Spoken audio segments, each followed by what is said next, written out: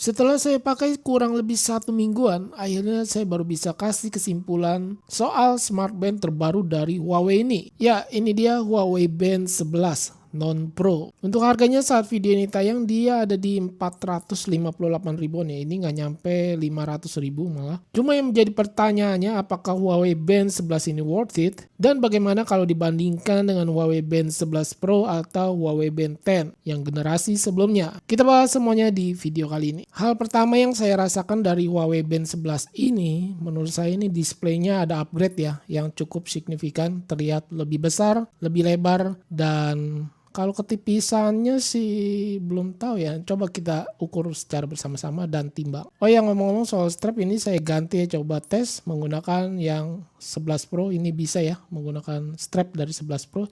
Begitupun sebaliknya. Untuk HB10 saya coba ganti model strapnya ini model transparan. Saya beli terpisah ya. Kemarin beli dari toko Ren. Cukup murah. Tapi strapnya panjang pakai banget. Bisa dilihat untuk dia punya display. Untuk Huawei Band 10 ini kecil banget ya. Ini berasa benar-benar smart band sih. Kalau Huawei Band 11 ini terlihat agak besar. Jadi seperti si Huawei Fit ya. Fit SE gitu. Cuma dia belum ada GPS. Untuk ketebalannya Huawei Band 11 ada di 10 mm. Huawei Band 10 ternyata lebih tipis dikit.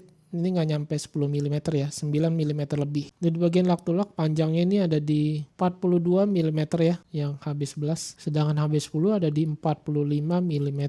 Ini lumayan panjang ya, yang HB10. Strap keseluruhan dari HB11 ada di 33,5 gram. Sedangkan HB10 dengan strap ada di 24,6 gram. Oh ya, ngomong-ngomong ini strap boleh custom ya, bukan bawaannya. Jadi bedanya ini cukup signifikan ya, berat bobotnya ya. Ini pegang aja juga berasa sih. Lebih ringan si HB10 tetapi dia punya lak-tulaknya ini lebih panjang HB10 dibandingkan HB11. Lalu untuk layar, HB11 ini layarnya dia sudah menggunakan 1,62 inch sama seperti di versi Pro-nya. Untuk versi Pro juga sama ya, ukuran displaynya sama seperti yang versi non Pro. Tetapi beda dia punya case tampilannya aja. Yang Pro dia ini ada yang bilang mirip-mirip seperti Nokia gitu ya, Lumia, yang bentuknya kotak pakai banget boxy. Sedangkan HB11 non Pro dia lebih oval, pinggir-pinggirnya lebih enak dilihat aja sih. Tapi saya unik untuk yang 11 Pro ini, saya lebih suka ya desainnya. Kecerahan layarnya brightness ini mencapai 1500 nits ya. Yang di outdoor ini saya tes terlihat dengan jelas, amat jelas malah ya. Menurut saya ini udah keren banget. Berbeda dengan yang versi Pro, ini lebih besar lagi ya nitsnya ya, lebih tinggi dibandingkan yang versi non Pro pastinya lah ya. Kalau dibandingkan displaynya dengan HB10 ya pasti lebih jelas yang HB11 ini ya. Sudah memakai brightnessnya 1500 nits dan lebih lebar juga layarnya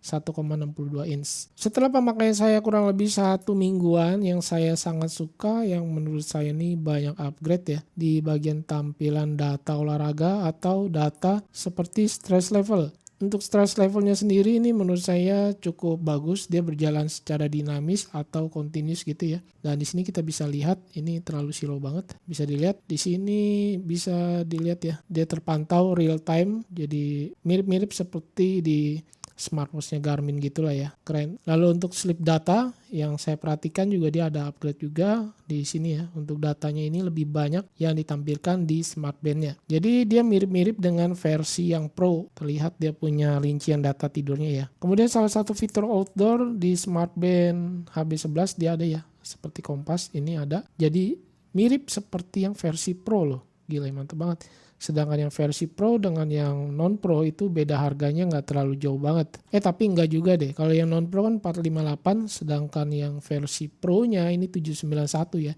Lumayan sih, ada perbedaannya yang hampir 2 kali lipatnya ya. Lalu untuk fitur yang namanya Bluetooth Call di smartband Huawei Band 11 ini, dia belum ada ya guys. Tidak bisa menerima atau mengangkat telepon langsung dari smartband-nya.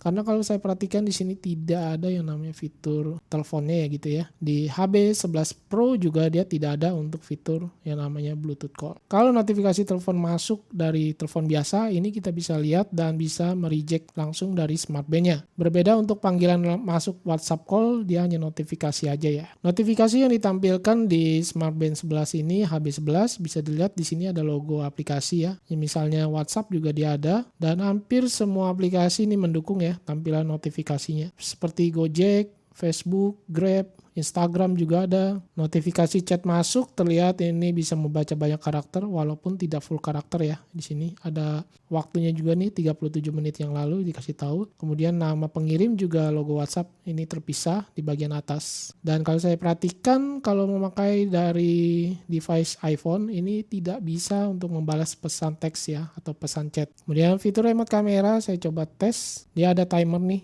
Waktu penghitung mundur kita bisa atur dari 2 detik, 5 detik, dan tanpa menggunakan timer juga bisa nih, harusnya kita coba tes ya. Oke, dia menggunakan dari kamera smartphone ternyata. Ini keren banget sih, coba saya tes.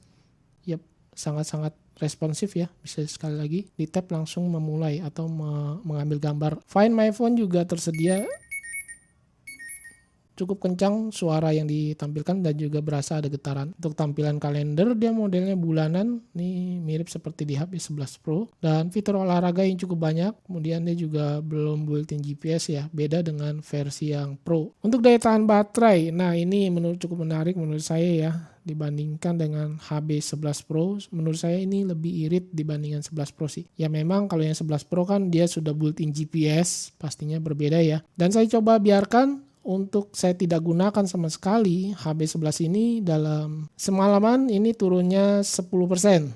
Saya tidak gunakan ya, atau tidak saya pakai di lengan saya biarkan saya tinggal gitu aja. Kemudian kalau saya pakai untuk 5 hari ke depan, ini turunnya lumayan di 66%. Ingat 5 hari ya, AOD-nya ini kadang saya onin, kadang tidak. Oke, yang jadi pertanyaannya ketika kamu punya HB10, apakah layak upgrade ke HB11? Menurut saya jawaban dari saya pribadi ya, menurut saya sih enggak ya. Mending kamu upgrade langsung ke 11 Pro-nya nih. Ini lebih berasa ya upgrade-nya ya. Layarnya sudah memakai 2000 nits, kecerahannya mantap banget. Lebih cerah daripada yang versi non-pro. Kemudian desainnya yang menurut saya ini unik, anti-mainstream menurut saya. Dan juga dia sudah built-in GPS yang mendukung kamu suka berolahraga di outdoor, ini kepake banget pastinya. Mungkin kalau kamu belum punya smart band dari Huawei sama sekali, kamu layak mencoba yang Huawei Band 11 ini, yang versi non-pro ya. Karena harganya cuma 450 ribuan saat video ini tayang. Mungkin kalau di tanggal kembar itu bisa lebih murah lagi. Oke, kesimpulan yang bisa saya berikan untuk Huawei Band 11 yang udah saya gunakan kurang lebih 1 mingguan bersama saya. Yang pertama saya berasa ini smart band Huawei Band 11 ada di tengah-tengah antara Pro dan HB10. Mungkin kamu yang berlengan kecil lebih cocok untuk HB10 aja ya. Nggak usah upgrade karena sangat-sangat berbeda banget untuk dia punya ukurannya. Mungkin kalau kamu mau upgrade sekalian yang HB11 Pro kalau kamu lengannya besar ya. Jadi berasa seperti memakai Huawei Watch Fit SE ya. Dan di bagian layar juga ini ada upgrade ya, berbeda dengan HB10.